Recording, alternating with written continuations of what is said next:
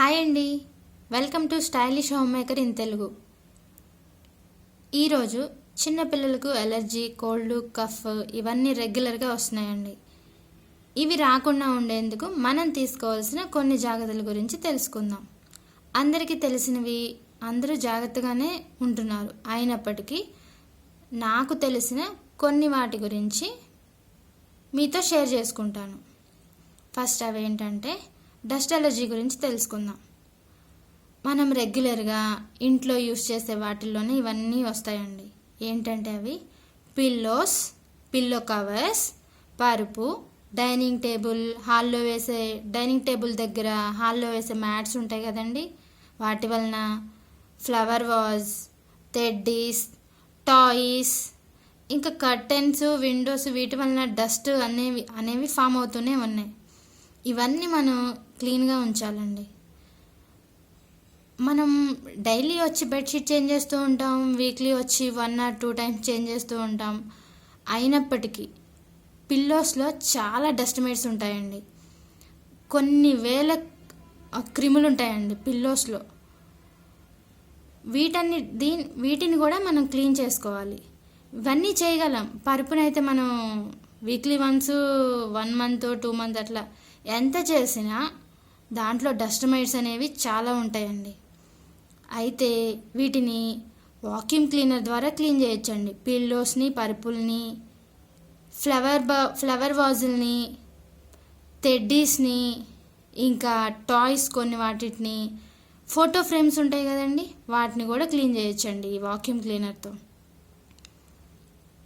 ఇంకా పిల్లలకి ఫ్యాన్స్ మీద ఉండే మట్టి వలన కూడా వస్తుందండి ఈ డస్ట్ ఎలర్జీ అనేది. ఆ ఫ్యాన్ తిరుగుతున్నప్పుడు ఆ మట్టి అనేది వాళ్ళ ముక్కులోకి వెళ్ళి అలా డస్ట్ ఎలర్జీ కూడా ఫామ్ అవుతుందండి.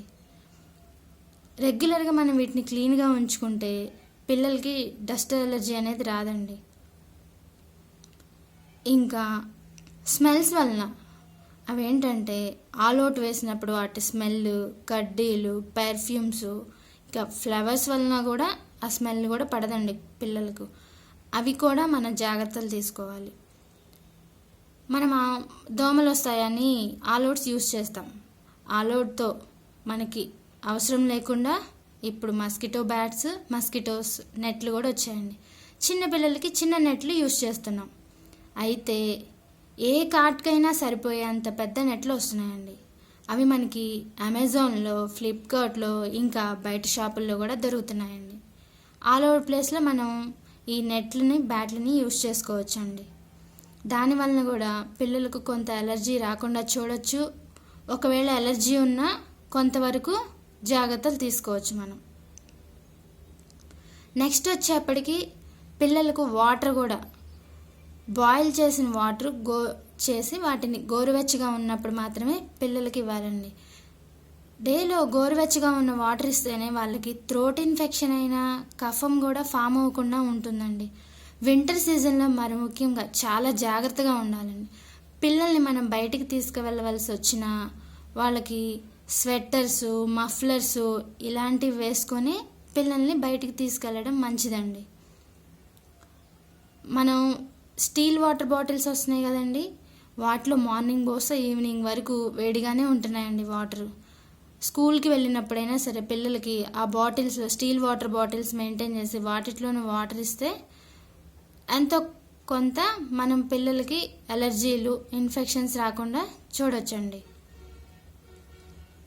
నెక్స్ట్ ఫుడ్ వలనండి. పిల్లలకి ఎప్పుడు మనం ఇంట్లో చేసుకున్న ఫుడ్ ఇవ్వడమే మంచిదండి. బయట ఫుడ్ని అవాయిడ్ చేయాలి. పిల్లలకు ఫ్రూట్స్, వెజిటబుల్స్, విటమిన్స్ వచ్చేవి ఇలాంటివి మనం ఇంట్లో చేసుకున్న ఫుడ్డే ఇవ్వాలండి.